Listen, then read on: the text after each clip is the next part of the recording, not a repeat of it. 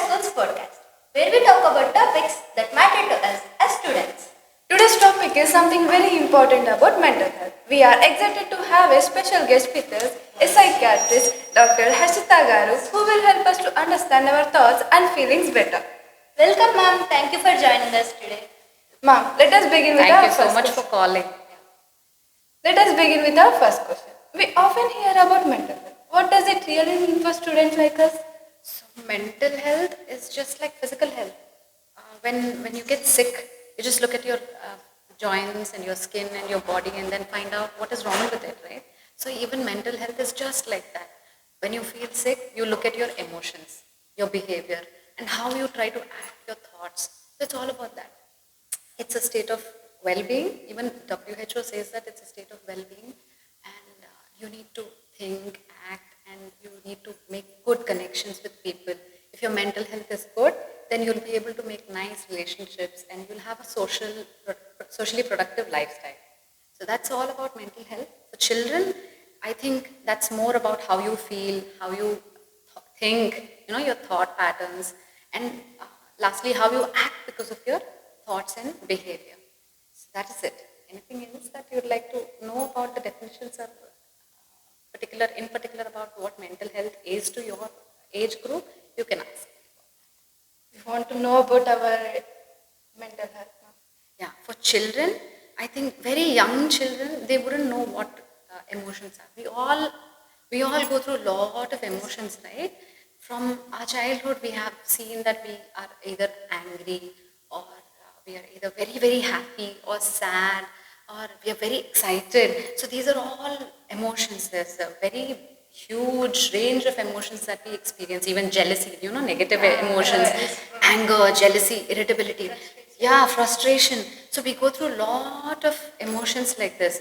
And we are really not aware of the kind of emotions that we experience. Many people don't even know that they're irritated or angry, right? For children, if you start teaching them what your emotion is, they will understand, okay, I'm going through all of this, so I need to handle myself a little more better. So anything that you are able to understand better, you'll be able to deal with it better, right? For many people wouldn't understand that they're going through something is happening to them. Unless they understand, they'll not be able to deal with it better.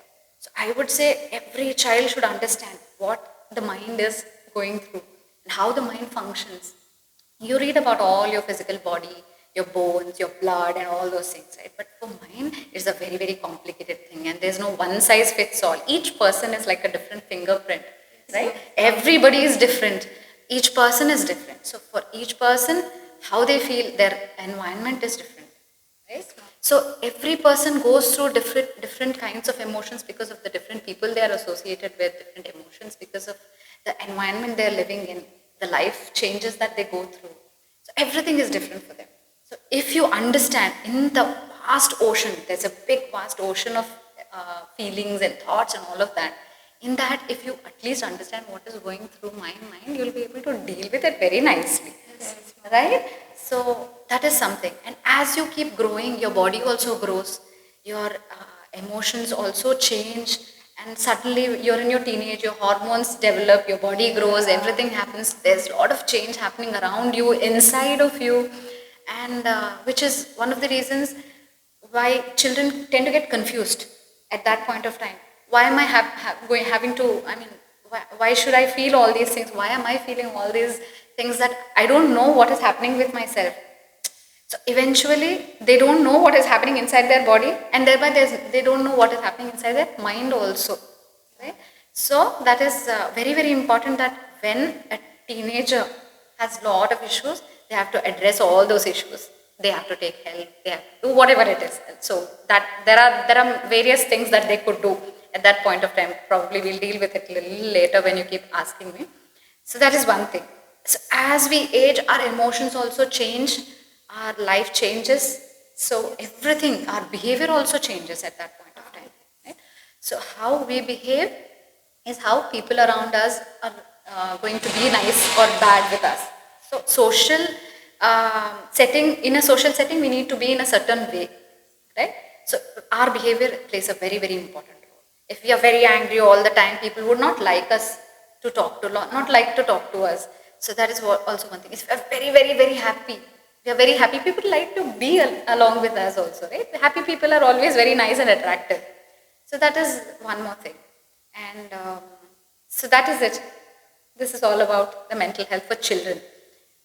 And as you keep growing, you have to do many things to take care of your mind.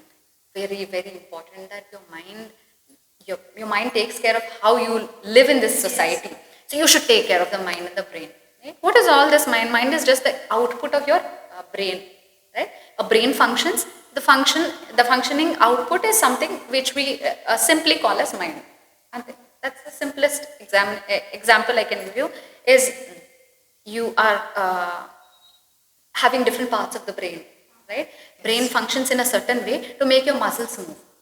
Just the same way, your brain functions in a certain way so that you are able to experience joy, you're able to experience anger, you're able to experience irritability and jealousy and all those things. And because of all those emotions, ultimately a certain behavior is seen, right? And that will cause how you interact with your fellow beings. We all are social beings. As a human being, we can't simply live alone in one particular area or in a forest or wherever it is. We need people to be with us. We need community living, which is very, very important, isn't it? So that's it about all of this. Ma'am, we sometimes feel stressed about our studies or exams. How can we manage it in a healthy way? Yeah, so for this, there's no shortcut. What you can do is, when you're feeling very stressed about your exams or studies, you should always look for the reasons why you're feeling that. There is always a prep time. You should prepare for your exams. You should not just say that I'm going to have a very happy, nice time for the rest of the year, and then when the exams turn up, I'm going to be very stressed. If you are prepared, if you're very, very much prepared, then you'll be able to be more confident while giving exams, right? So preparation is very, very important. Along with that, take the help of elders who can support you, who can teach you. Your teachers, your parents, or any elder who is supporting you, right? Very, very important that you can't do it all alone. You need some help because you are all children, right? So that is important. And when you go through all this stress just before exams, you must confide in all these things to your elders.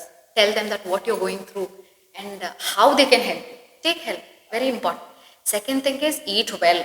Many people don't eat. They eat junk food, they skip food, and then they start doing many other things that, that is not very good for the body and for the next exam. So tomorrow is exam and today you start eating all the junk food, you load your body up completely and then you fall asleep. Right? You should eat healthy food consistently. Very good. Once in a while you're allowed to eat all the junk food whenever you want to. That's not at all a problem. Third thing is sleep. So many people skip sleep. Sleep is very, very, very important. At least 7 to 8 hours of sleep is very important. For teenagers, 8 hours, even some people 9 hours.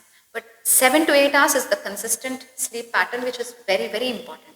Maintaining good sleep hygiene. Just before you fall asleep, you shouldn't scroll. You shouldn't watch the phones, shouldn't do all the Instagramming which you people do, right? Every time you people pick up the phone, your brain is releasing lot of hormones, right? And then those hormones, what they'll do, they'll tire you out completely. Like dopamine. Yeah, dopamine, you've heard of it, right? Dopamine is a reward hormone. It'll just come just before you're picking up your phone and just with a swipe, you can give a shoot up of the dopamine hormone, the chemical in your brain. So you must be very, very cautious about scrolling. Scrolling is very, very bad. At least for children below 16 years, you've come across many states which are implementing laws stating that children are not supposed to go on social media below 16 years, right? Why do they do that? That's because children, early age children, young children, they get very affected with social media.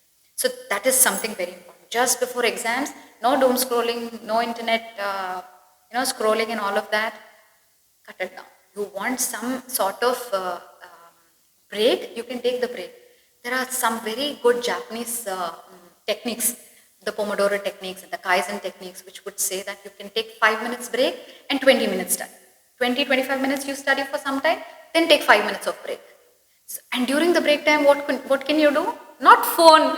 What you do is you take a brisk walk, come back, wash your face, eat something healthy, and talk to your closest friends or somebody you like, you love, you'd like to spend time with your pet, anything that you'd like to do, something that makes you feel good. We'll talk about the hobbies and the other things later part.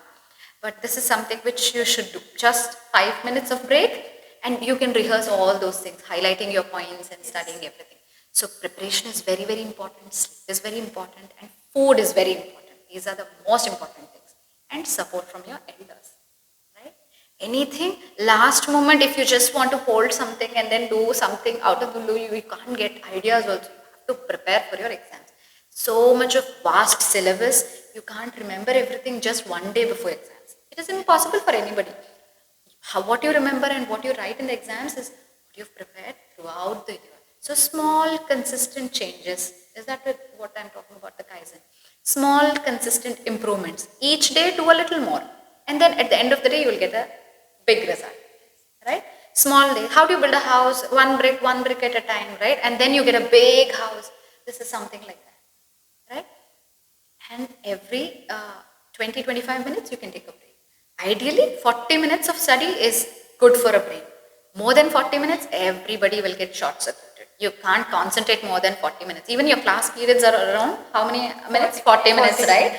It's because of that. More than 40 minutes, you get very, very, very irritable. You get very stuffy inside your head and you get suffocated. You don't want to do it. You lose your concentration and all of that. So you should understand what your body is trying to tell. Each person gives out these alarming signals. The body gives out signals to them. You should just identify them. Right? The body says, oh, I'm tired, I'm not able to concentrate. What do I do now? I'll take a small break and come back and then revise. So during exams, you must do all these things. Hydrate yourself very well. Summers are out now. It is so important that you must hydrate. You should remind yourself.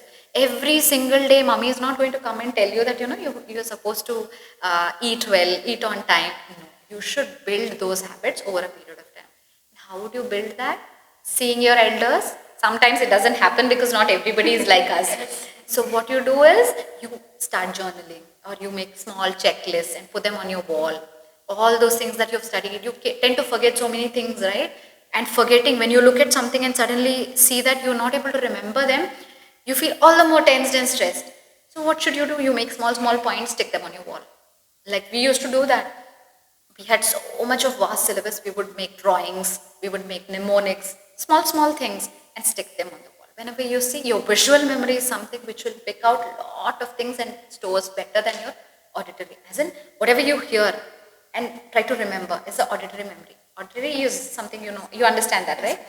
That is something which you remember many times. You write, practicing gives you more of memory. And something that you see, visual memory is even more better.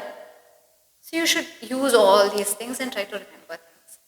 That way you can keep stress at balance. And what will happen at the end of the day? If you get stressed, you'll all the more forget it. So calming strategies. How do you calm yourself? How do you calm yourself down? Meditation. Yeah, but meditation is very complicated. How do you meditate when people don't know? For children like you, meditation is something which is a little more complicated. You might not understand. Sit still, don't have thoughts. It's something practically impossible. What you can do is breath work. Breathing. Breathing is very, very, very important. 1, 2, 3, 4, 5, breathe in. And then pause. 1, 2, 3, 4, 5, 6, 7 and breathe out. So your inhalation should be shorter than your exhalation. You should exhale long. That way your brain becomes very calm. Okay? So breathing is very, very easy, very important. Exercise. Movement, how many of you exercise? That is very important. All the time. You can't just sit and study, right? You need some amount. Exercise builds good amount of confidence hormones in your body. Confidence chemicals, I wouldn't say hormones, chemicals inside your body. They make you feel very confident and very nice. They make you feel very nice and they make you remember all those things also. So your memory also enhances. Exercise is something I would recommend to everyone. That is one thing. Another calming strategy is, wash your face, hydrate yourself, pat yourself like this. The flower breathing and butterfly tapping. There are techniques like that will make you feel very calm and nice. Jumping, gibberish. There are certain people, who do that. You start talking ba ba ba ba ba ba and all of that. And then you instantly start feeling good about it. When you start acting very childish sometimes, you feel happy. Yes. Yeah, you do feel happy, right? So when you start doing that, you're serious all the time, you're very anxious all the time, it doesn't break the cycle inside of you. You start sighing, you start making noises, you start jumping, you start running, you feel good. Do anything that makes you feel good temporarily, not continuously throughout the day. You should do that within your break time. So these are all the strategies you can do. Then anything else that, yeah, properly, yeah, for children, avoid caffeine. Please do not take coffee and tea. I have seen so many children coming and telling me, I want tea, coffee. No, don't do that. It is not good for children. At least you need to be 16 to 18-year-old to be able to understand your body, and then you can think about having coffees. These are all substances where you get dependent on, right? So they are not very good for children. Avoid all of that. Colas, cold drinks. You can take dark chocolate, but other than that, everything else would be healthy food, healthy diet. How many of you eat vegetables? At least 5 vegetables, different vegetables a day, 30 different vegetables a day. Very, very important for children. 5 vegetables a day, at least 30 per week. I wouldn't say per day. Per week is okay. You know, onion, tomato, you can have so many, at least per day, 10 to 15 vegetables or just in your food. Yeah, right. So that is something which you have to think about, fruits and vegetables. They calm you down more importantly. Something that you like, you should eat. All these things you should do within your break time and then get back to studies. You shouldn't say that I have had an excuse of having all these stress and these symptoms, which is why I'm not able to do anything. Many people undergo panic. They have panic. Their heart pounds, beats, they cannot concentrate, they cannot understand what they're studying. Previously, 1 week back, they had studied, they understood everything. Now, just before the exam, they're not able to do it. It is because of your anxiety. And you calm yourself down with all these things. Even then, if you still don't know, take a nap. 10 to 15 minutes of nap. Daytime is okay. But not just before going to sleep in the night. If you take a 15-minute nap just before going to sleep in the night, and then you're down by, your sleep gets affected. So 7 hours of nighttime sleep is very, very, very important. All of this non-negotiable. Yeah? Okay? We notice many students spending a lot of time on their screen. How does screen time affect our mental health? There we are again. Screen is so important. Yet it is going to destroy everything that you've built in your life. The social life and the physical body that you've built, everything gets affected because of your screen time. For children, very young children, we don't give screens at all. Up to 2 years, there are guidelines which say you shouldn't touch your screen at all. And up to 16 years, you should limit yourself. 1 hour screen time, continuously you're not supposed to see. But that also around 20-25 minutes break, you'll get spectacles. And vision, yes, not that you have got because of the screen time, but generally people get spectacles, vision issues. And because you're concentrating on something, it's a near vision, you take your phone and you keep watching, it is making your eye muscles also strain, right? Your ocular muscles get strained. Very, very important, your concentration. Mummy is calling you, daddy is calling you, somebody is calling you, somebody is falling down. You can't hear all those things. There is fire accident somewhere, but you are very much interested in what is happening inside the video, YouTube video. So your concentration, your judgment, all those things. Your presence of mind is reduced when you're totally engrossed into the phones and digital things.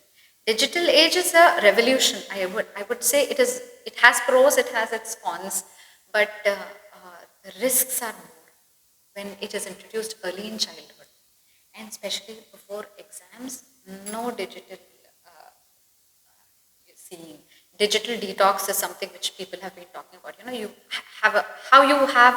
When you go home, we all have devices. We need them because we need to connect to other people.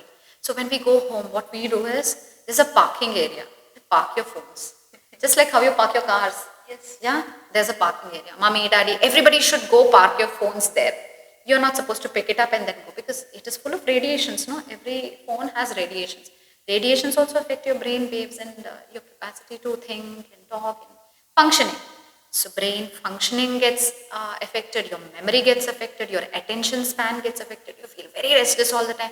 The moment you hand out a phone to a person, then they're feeling very, very comfortable. But the moment you take it down, they feel very restless, they want the phone back, Yeah? So don't get into that kind of a situation. Before that happens, curb yourself, curb your desires and all those things to watch your phone. That's one thing.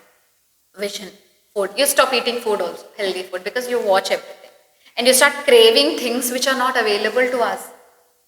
If you see in phones, fashion, everything, whatever the digital things, for example, the Instagram is, you would have observed that you like certain videos, and the same kind of videos keep coming back to you every now and then. You know why that happens? These apps are designed with an algorithm in mind. What happens is when you start looking for certain particular type of videos, as in the food videos, for example, only food videos keep coming. If you look for hot chocolate, only hot chocolate keeps coming. You would have observed that. That happens because of the algorithm which has been designed in the app like that. It sees what the brain looks for, and then it gives the same kind of feedback. This is actually happening in real life. The universe conspires and then gives you whatever you ask for. If you really want it in your mind, the law of manifestation or whatever it is. You think you want something really hard, nice, and very, very nice. You really want it hard. Keep thinking every now and then, day and night, keep thinking, and it comes in front of you, some or the other day. Maybe not right now, but after a period of time, you get that. That is manifesting. It happens in real life. This is something which the scientists and the technology people have thought about it, and they've created these kind of apps wherein you're sucked in. It's like a quicksand. Once you get into it, you get to know that you are seeing all these things, and those same kind of videos keep coming to you, right? And you're getting sucked into it. It is a type of addiction again. They analyzed all these things and they made an app for it. Similar to that is AI, chatbots, and all those things. You think they give you whatever prompt you give, and whatever command or anything you give, they give only that. They are all very lazy apps, I would say. The chat GPT or any AI chatbots, they're actually very lazy. What they do is they pick up all the first come first results in the Google. When you Google something, you get all the results, right? Yes. The chatbot also does the same thing. Only thing is it does something for you instead of you doing it yourself. Right? And all the first 10 results, it puts it up and right in front of you and tells this is enough for you. It doesn't give you scope for thinking. Where is your thinking? Your brain has designed all this. Now brain is shut down because of all this. Right? It is something which is making you not work at all. Right? Yeah. So digital thing is something which if you understand what digital technology is doing to us, you will know how to control it. If you don't know what it is doing to us, you will get sucked into it. So awareness is very, very, very important. You should understand what these apps are. There are very nice documentaries on Netflix which says about how the social media things work. You can watch all those things if you want. People tend to get scared also. You feel, oh my God, why am I watching all these things now? Right? When you know that something is doing bad to us unknowingly, you will be aware of it and you'll control it. So knowledge, understanding and awareness of these things are very, very important. First thing. Second thing, how you control. Even in spite of knowing all these things, how do you control? You keep screen time on your phones. Check. You tell your mom or you tell your adults or somebody who is there that, I am supposed to watch only 20 minutes. After 20 minutes, you are going to tell me, nudge me and tell me, no, stop. After that, you should put some stickies on your wall, paste stickies, all those things, and then remind yourself that, you are not supposed to watch. Keep alarms, small things. Because when you're watching, you tend to drift off. You wouldn't remember that it's 20 minutes, it's 30 minutes. You won't remember only. So you should remind yourself. These are the small things. You should make use of everybody around you and then make them help you. That is one thing. And another thing is, yes, of course, you can use all these things for your education purpose. But when there are boundaries to it, as in there are gamings, which would say that, like the Roblox or the Minecraft, or there are few other games which come up with tags saying that if you, remove these apps from your phone, something is going to happen to your family members. I've seen children getting scared because of that. So you should not believe all those things. Nobody is coming as an owl or a monster into your house through a window and going to do something to you. Yes. So these are all they try to trick children. So you must understand that if you get scared using digital things, you must have had the digital education also, which would talk about how your things are hacked, your email accounts are hacked, and how scammers come up and try to scare you. Children, especially, they get affected a lot. So unsupervised browsing is something I wouldn't allow. Another thing is, you should, if you get scared, you must always look for an adult, tell them. After all, maximum, what would they say? They would come and, your parents would come and shout it. That's the least thing. They can't throw you out of the house or disown you for telling the truth. You can just go up to them bravely and tell them that I am going through this. I am scared. What do I do? They may just shout at you, and then after that they will come and help. Yes? So always look for help. Tell them what you're going through. That's very, very important.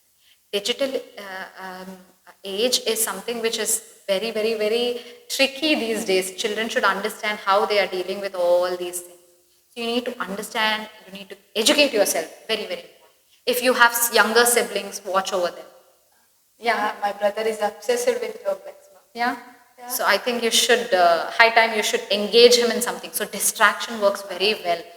When you have a phone right in front of you, when elders are watching phones, when their brothers and sisters are watching phones right in front of them, they would be they would want to pick it up and watch them themselves, right?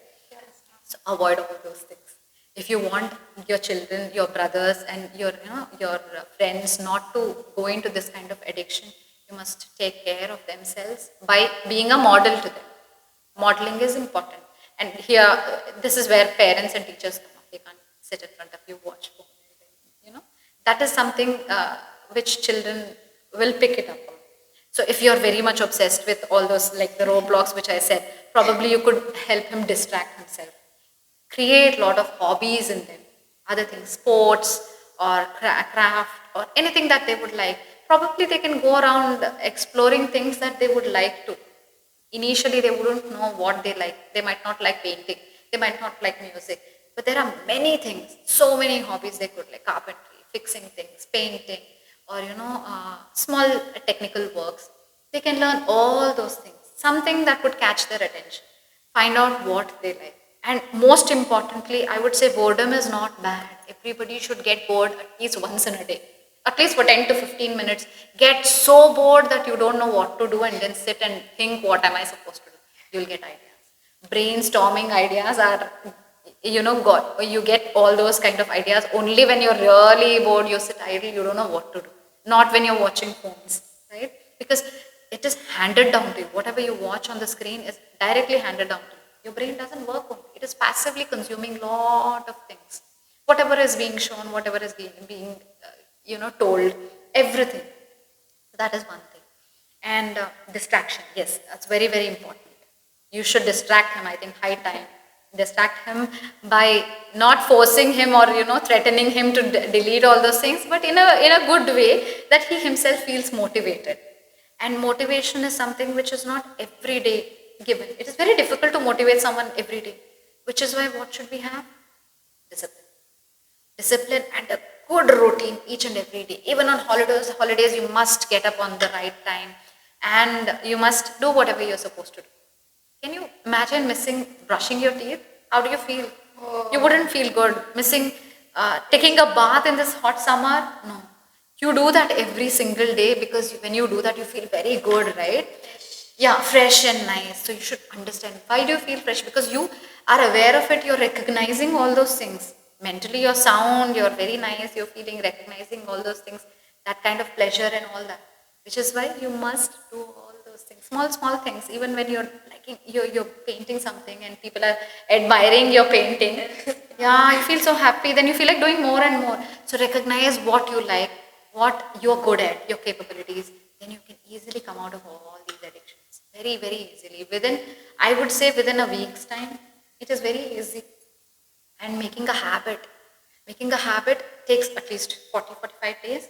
You should stick on to certain thing, put a calendar and make a habit that I'm not supposed to watch. I'm not supposed to see for more than 20 minutes. Anything more than that, you put a red mark.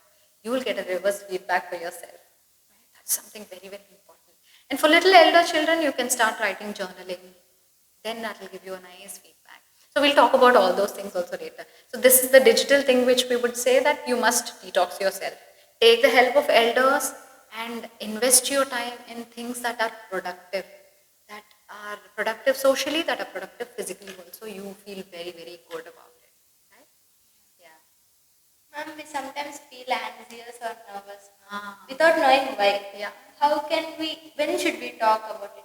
Yeah, so many children, I would say, even I would feel very, very anxious. I was a very anxious person when I was a child. Very anxious to the extent that I could hear my heart pounding.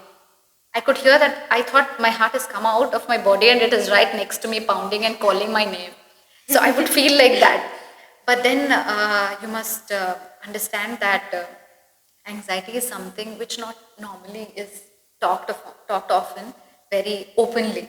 People are little, they feel ashamed to talk about it. They feel little embarrassing. It is little embarrassing for them to talk about it. But it's very normal, even dogs, cats and insects also go through a lot of anxiety each and every day. Every single animal on this planet gets that kind of, it's a survival instinct.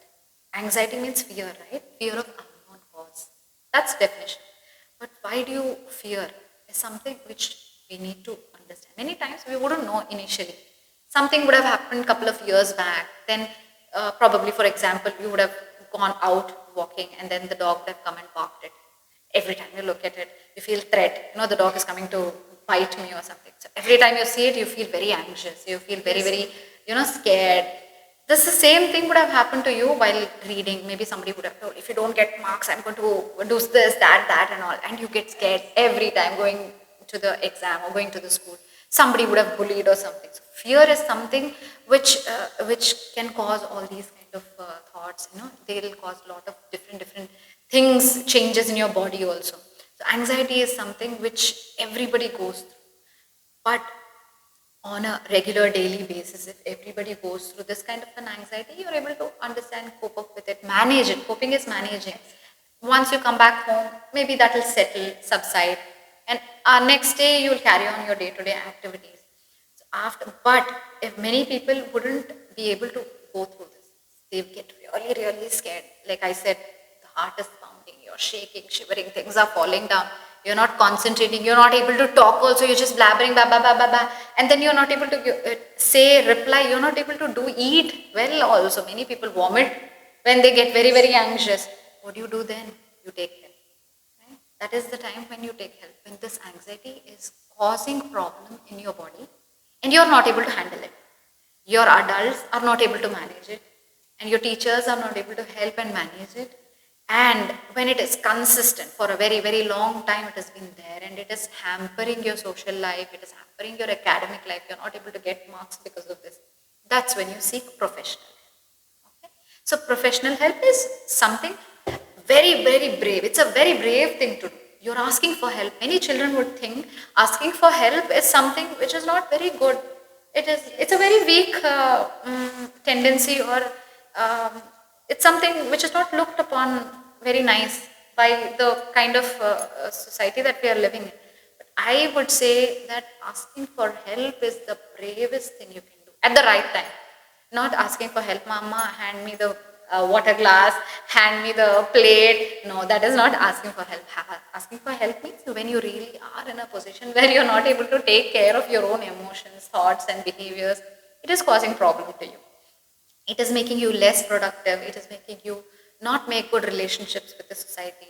And you cannot make good choices because of that kind of a behavior. That is when these kind of things come in handy. So you take help from your adults, and even then also if that doesn't help you, then you take a professional help. So that is something you do. And so when you get anxiety, you've been told what are the calming strategies you can do. All these flower breathing and butterfly tap yourself down and you pamper yourself. You should do that. I think it looks funny, but at the end of it, you feel good about it. There are many other techniques like grounding techniques. When you're very, very, very anxious, you just close your eyes. Like you said, the meditation. This is a type of mindfulness meditation.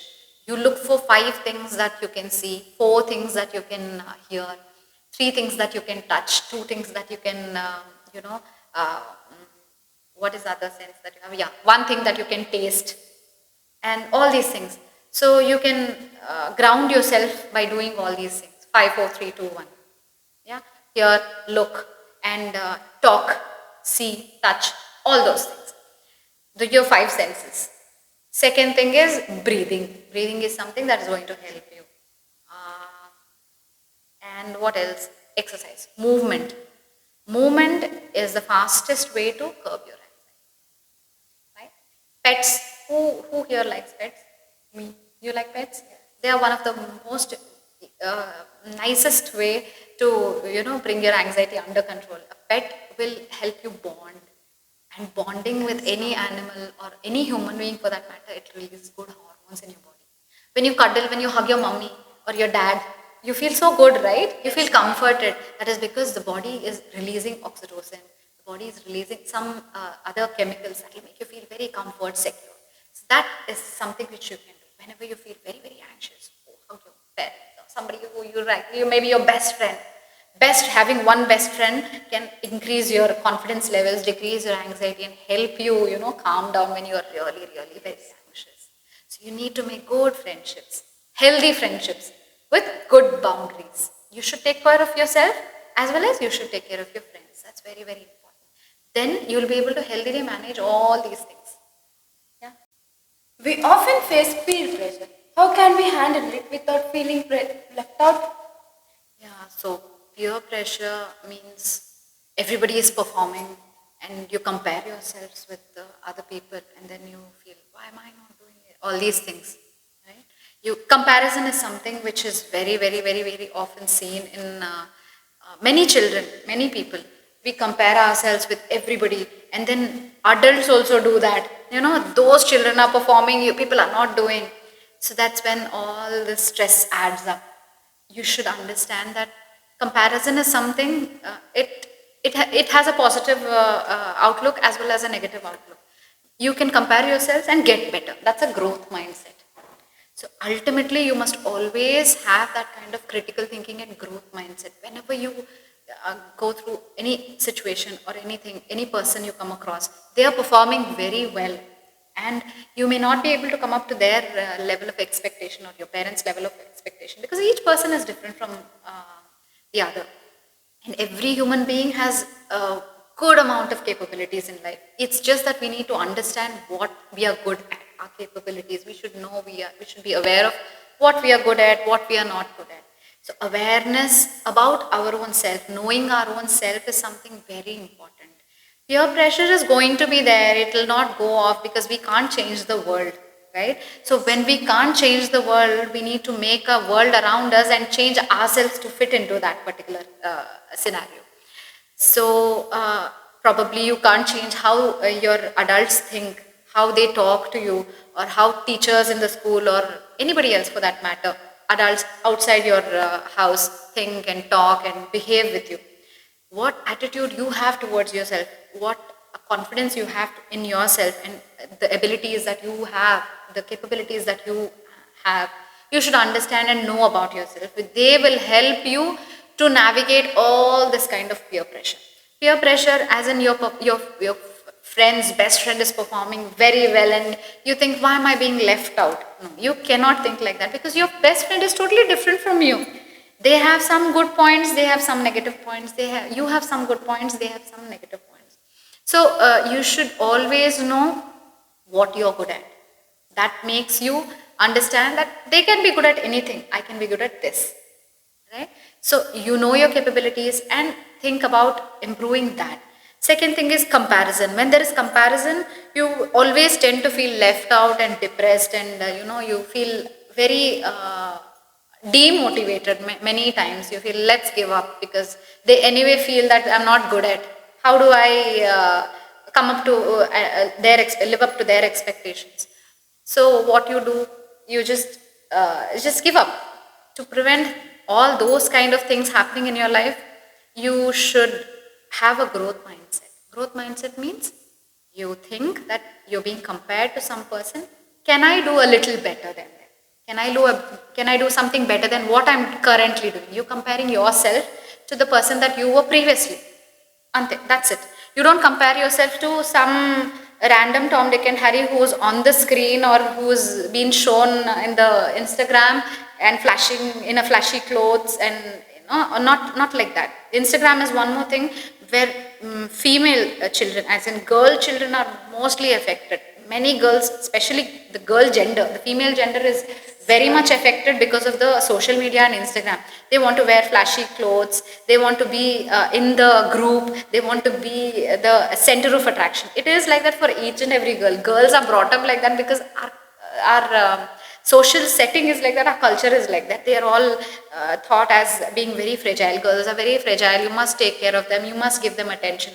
So in that kind of a setup, if you are brought up, you won't have the confidence in you. You will always look out and reach out to other people to fill in the gaps that you have, right? So you should understand that if I am going through this, am I really doing something like this? So that comes for a little elderly children, not very young ones, little elderly children, probably children of your age group who are teenagers. So the amount of pressure that they go through, comparing themselves or seeing other people doing very well or wearing flashy clothes, getting nice costly gadgets, or going on trips, doing this and having nice gang of friends. Gangs, you maintain gangs in the schools and hostels and all of that. Yeah, so that gangs, you should be the center of attraction. They all cause some amount of pressure to perform better. We all, at the end of the day, we want to be in the limelight, and we want to be in the eye of the caregiver or the teacher or whoever it is, or the boys or the girls or the opposite gender, or you want to be good in the view of others. You just want yourself to feel good. You want to be appreciated. You want to be validated. So these are all short-term enjoyments, short-term glories. After they go off, maybe in a week or so, you're in the limelight, you're very popular. After 1 week, it goes off. Anybody, any celebrity also, they come, they go off. Everything, eventually shades off after 1 or 2 weeks. Later on, it's back to the normal pace again. So you should understand that nothing like this, anything that looks very glorious and pompous and nice, it is not permanent. We should always look for goal-oriented permanent solutions in life. Peer pressure is there. It will help you push a little forward. It is like the good stress. There is something called as the good stress and the bad stress. The bad stress reduces your productivity. It reduces your capability to make healthy, good choices in life, make nice relationships and all of that. Whereas good stress, it will make you feel more comfortable, make you feel more confident. It will push, it will give you that nudge and push where you need to perform, you feel, I need to perform a little more better. I need to do a little more better. So that kind of attitude is always good for a growth mindset. There is good stress, there is bad stress. There's nothing like stress is bad. No, good stress is there, bad stress is there. So if we don't have stress, we'll all be like plants, very passive. You put water and give sunlight, only then I will grow. The plant needs to be in sunlight. Otherwise it will not grow. We are not like that. We are all very highly evolved people. So we need to understand what we have to do with our lives. Peer pressure will always be there. But to succumb to that pressure is the choice we make. And how we make that? Everybody around us will take care of us. Adults play a very, very important role in it. Okay, fine. After a point of time, you cannot change how adults feel. Then that is when your friends, you see people. Right? You see so many different people in your school. Why do we go to schools? We go to schools because we come across so many different people here. It is a community. And in community, how do we live, interact with others is something which we all have to learn. Otherwise, we all could have been homeschooled at home. It is not a great thing. Many children are homeschooled. But when they come out of that particular environment, the home environment, and they have to live with other people, they have to live with so many different kinds of people with so many different varied personalities. You have to know how to deal with each and every person, which is why you come to school. You should see each and every person and understand why they are behaving in a particular way. And what will I get if I, behave in a particular way. So that kind of understanding should always be there in a teenage age group. Other than that, your food and all those habits, your routine, proper routine and your discipline, all that is there. Everything, those are all the support systems you build around yourself, which will help you fall back when you are in a very low state. Probably you've experienced some failure, your friend has passed, I failed, I feel so pressured and to outperform, or your friend is participating in some competition and I am just in the back. Your friend is doing some sports and getting medals and all of that. I'm not able to do it. So you don't limit yourself to that. You should have some amount of boundaries, but you should not limit yourself to what other person is doing. You have your own capabilities, your own merits and all those things. So that's something very, very important that you should do is talk about it. If you feel something bad about something, feel pressured, you talk about it. Very, very important. Once you release that pressure, the pressure cooker, the whistle, the moment the whistle comes out, the pressure is released and the food gets cooked. Otherwise, what happens? The cooker will burst. The same thing happens with us also. We must release our pressure. The peer pressure will be there. The pressure inside of us, you must release it slowly to someone who is trustworthy, who is not going to be judgmental about you, right? Someone who will not say, what you've done is very nonsense, you're bad. They're not going to judge you. Look for someone who is non-judgmental, who is not going to give you advice, because ultimately we all know what we want. We all know what we want. We just look for validation. Someone who says, yes, you're doing what Dreethi wants is, I want someone who says that what I'm thinking is correct.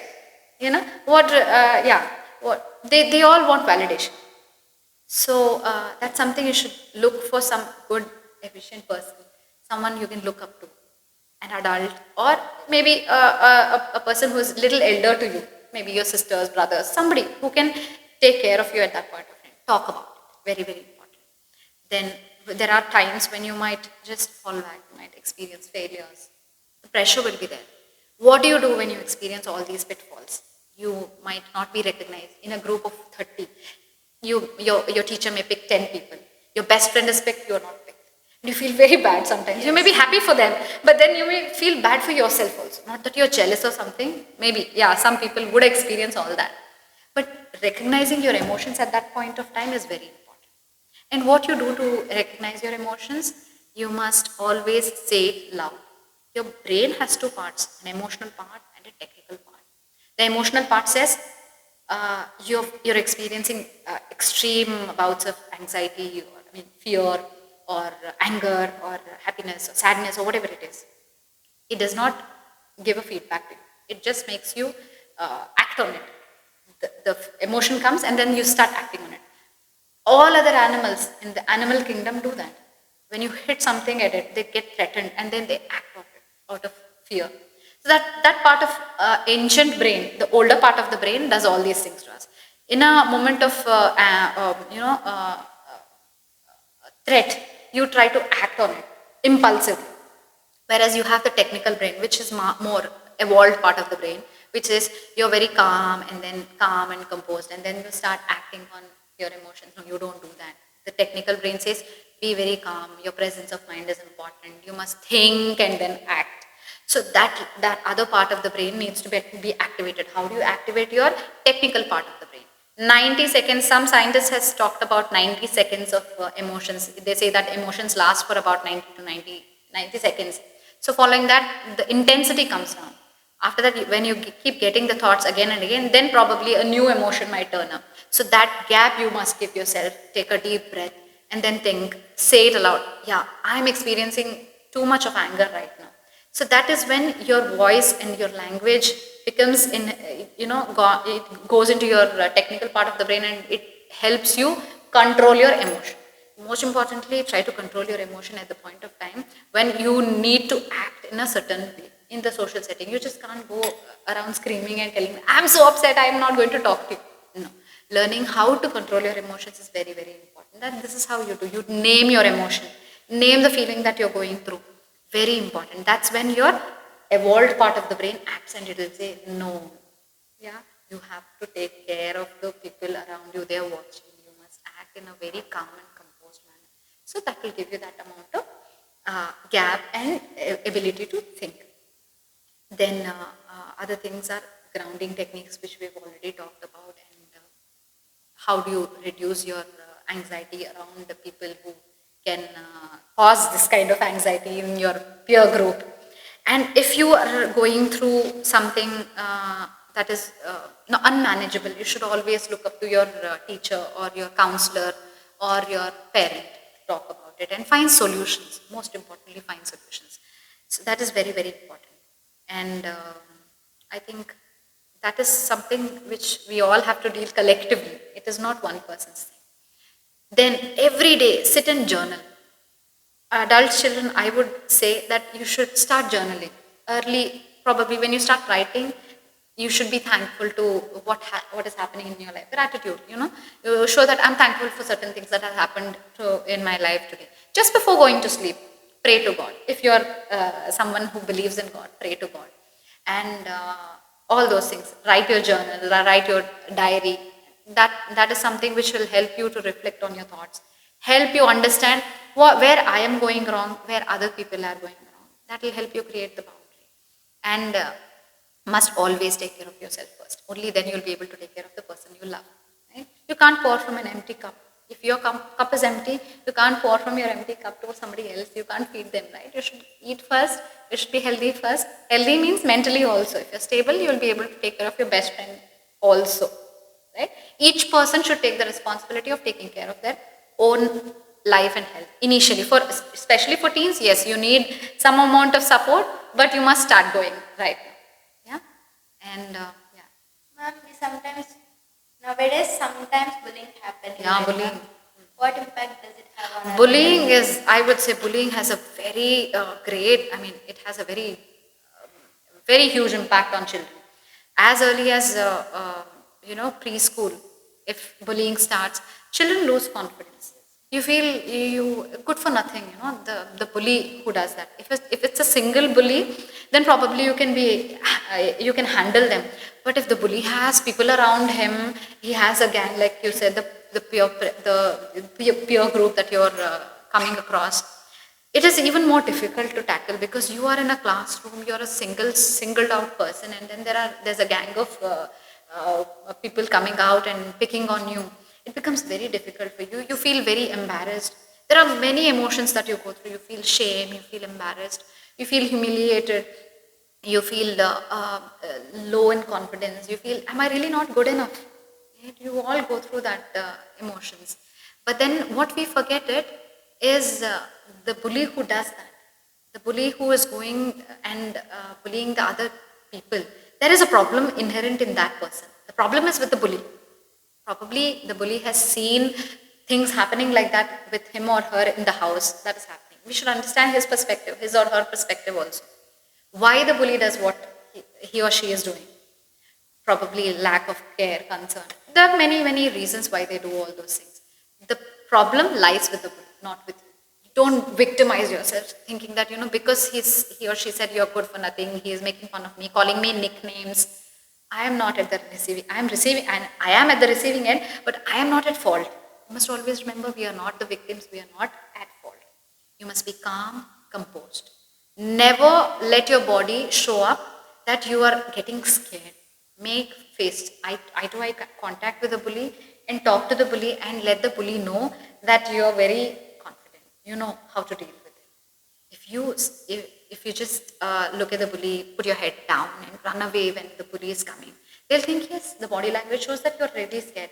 And people who are scared, they'll even try to scare them even more. So be confident, be calm. Not that you're going to show and ask them for a fist fight and all of that. No, you are not inviting them for a fist fight. Just be very calm and tell them, I don't like what you're doing. What you're doing is very mean. It's very hurtful. Tell those phrases. What you're doing is not correct. In spite of that, if it is done once or twice, probably you will deal with it. If it is done consistently over a period of time, then it will be very difficult. You have to tell your teacher, to tell your counselor, whoever is there, and you have to inform the parents. That is when they step in, they will be able to come and, the bullies will step out of your life. Yeah, and outperform them. Concentrate on why you have come here. Yeah, you have a goal, right? When you come to a school or you are coming to a particular class, you have a goal. You are becoming a center of attention, and the bully feels that nobody is giving attention to me. That is when their behavior becomes more increasingly worrisome for us. So be fixed on your goals. Let people know that your actions are showing more than your fight or your other things. So you should always be very calm, composed, and then fixed on your goal. You should never walk away from your goal. You should never say that just because a bully is doing all those things, I'll walk away from my goal. Doesn't mean that you should stand there and then just stand in front of the bully and then ask them to come, let's fight. No, don't do that. If you feel threatened, if you feel there is a risk of being physically harmed, move away from that place. That's very, very important. Just move away from that place. Look for the nearest person who's going to help you. Find that help. It's very important. Does body language matter? Yeah, body language is something you need to work on. It does matter. For people, we all look up to our parents. We are in a family setting. We all look at our parents and we instantly know that when our mother is angry, because the way she talks or the tone of her voice or the way she rolls her eyes, you feel you know that she's just walking away from when you're talking. So body language is one of the most important ways of communication. How you communicate to people and how people receive what you're talking to them. So body language matters a lot. You have to take a control of it. You have to act. If suppose you are in a social setting where attention is demanded, must be calm, composed, and try to make that sort of, at least if you are going through a lot of ocean of emotions inside your mind, you may be very anxious, you may be very nervous, all of that. But if your body looks very calm and composed, you're not, fidgeting like this, or, constantly, you're not doing all those things, people will think, yeah, okay, fine, she's confident. Let us open up more to her. Yeah. So body language is important. You should, I think you should take classes for that. It is not something that you can immediately learn or learn it just with one word or two words, or you can learn it on your own. But probably you could read a lot of books. You could watch people. Observing people is very important. When people come and talk, you should observe them, how they are talking, how they are sitting, how they are talking to you, and how they are making their eye contact is something. Eye contact is the first thing that you understand out of the body. Because when you talk to somebody, when you make an eye contact, yeah, I want to make a connection with them. Right? When you look away from them and say, she's not interested. Yeah. So body tells a lot of things. Even if you do not know the language, how do these people who are not able to speak, people have some speech issues, right? Some people who are not able, deaf or dumb people who are not able to talk, they have sign languages. More or less it is like that.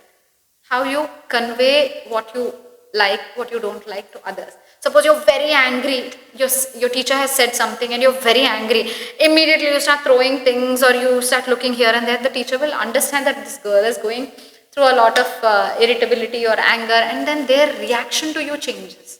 Suppose you're calm and composed, their reaction to you changes. So it matters a lot. How somebody who is, especially it matters when people of equal thing, your friends or your colleagues or maybe your brothers or sisters. For them, yeah, you can show your little emotions, your parents you can show, but someone who is of a superior order, maybe your teacher, principal, you cannot act like that, right? So that composure is very, very important for people. You'll learn eventually. How you learn? You learn by observing.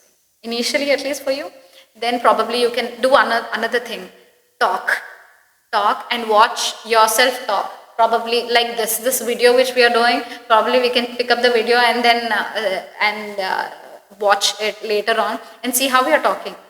That also shows your body language. You can correct yourself. You can reassess yourself, correct yourself. These are the one or two techniques which you can do by yourself. Other things you can take help from your friends. That's one thing.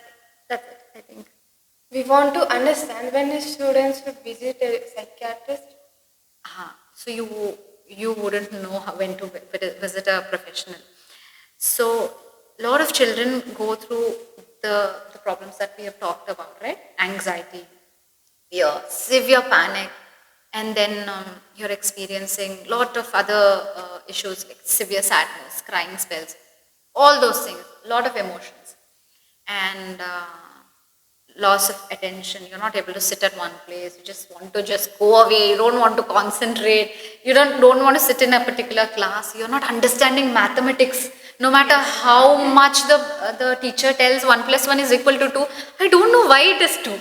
So it's as simple as that. Many children wouldn't know why it happens like that. So if the behavior, the thought or the behavior is something that, as I said, you are not able to handle it. It is out of proportion. It is blown out of proportion. You're not able to handle by yourself. even with the help of your friends, even with the help of your best friend, even with the help of your parents or teachers or counselor, you still are not able to handle it, then you should take help. You should seek for professional help. That is when they will be able to assess you better. They'll know where you're going wrong. Because you're not the only person where the wrong lies. Mental health has lot of other domains. The environment around you shapes the kind of person we are becoming. The situations we are in, the kind of social setting we are in. It is not one person, not just you're the only person who are responsible for what is going wrong with you. A lot of other things. If you're not eating well, maybe some deficiencies. If you're not exercising well, that physical strength is not there, which is why you still feel very fatigued and tired all the time. Yeah, you feel very lazy, so you must push yourself up and stress yourself to do a little more exercise, a little extra. So all those things you should take into consideration. And that is when, if you're not able to handle all those things within your vicinity of resources, you should ask for a professional help. You can go to a psychologist who can take therapies and talk to you, counsel you. And you can go to a psychiatrist if there is a disorder, if there is an underlying problem, as in other health issues are there and you still are not able to figure out why it is not reducing or being treated, you're not finding help with that, then you can go visit a psychiatrist or a psychologist. You can take a professional help. There are a lot of people you can approach to. Ma'am, we sometimes feel angry or frustrated. How can we control our emotions in a positive way? Yeah, so that is something which we have been talking. Whenever we are going to through intense emotions, we should name the emotion. There's a wheel of emotions, you can find it on the internet. There's a whole, I think more than 20, 30 different types of emotions are there. The basic ones, anger, sadness, happiness, and fear. These are necessary for our survival. These are the basic instincts and emotions which are there by birth. By birth you cry, by birth you laugh, by birth you fear. Yeah? And you get angry also. Children, babies also get angry. So these are all the basic emotions which are there. And then there are other varied emotions, like you feel jealousy, you feel irritability, frustrated and stressed. They're all different types of emotions. Overwhelmed, you don't know what is going through, what emotion I'm going through. But I feel like crying, I feel like, I feel very scared. Mixture of emotions happen for many people. So yeah, understanding what emotion I'm going through is very, very important. There's a wheel of emotions. Probably you can search it up on the internet and look upon to that. Identify the emotion, name the emotion, and tell loudly that, yeah, I feel I am getting very upset right now. I am feeling very sad right now. When you say that, I am feeling, I am going through this particular thing, you limit yourself to that particular incident. I am feeling that, because feeling is something which is going to limit for a very short time. If you say I am sad, you don't know how long you're going to be sad, you don't know for how many days you're going to be sad, and that word remains in your brain. So how you rephrase your thoughts and your way of thinking is very important. However we rephrase, it is very, very important that you should use proper, appropriate, which is why language is very important. The way language is used, it will help your technical brain to pick it up and then understand. Suppose whichever language you're comfortable in, maybe your local language or English or Hindi, whatever it is, you rephrase that particular word, use good proper vocabulary, and then name it. Name the emotion, and then that's when your intensity of emotions reduce. So that is first thing you can do. Second thing is calming strategies, which we have talked about. You can take a brisk walk, running, swimming is excellent, because swimming will tire you out. It will help you breathe also. Breathing is something which will reduce your emotion very, very easily.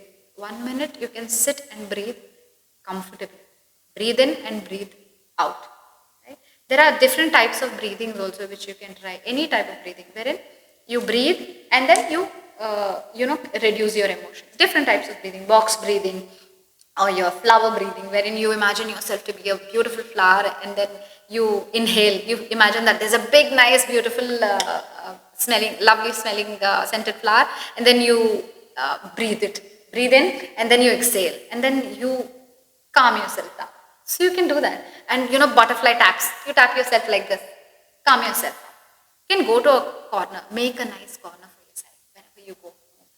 Develop some hobbies that becomes systems eventually for you. Many children wouldn't know. When I would ask them, what do you do in your free time? They would say, I watch TV.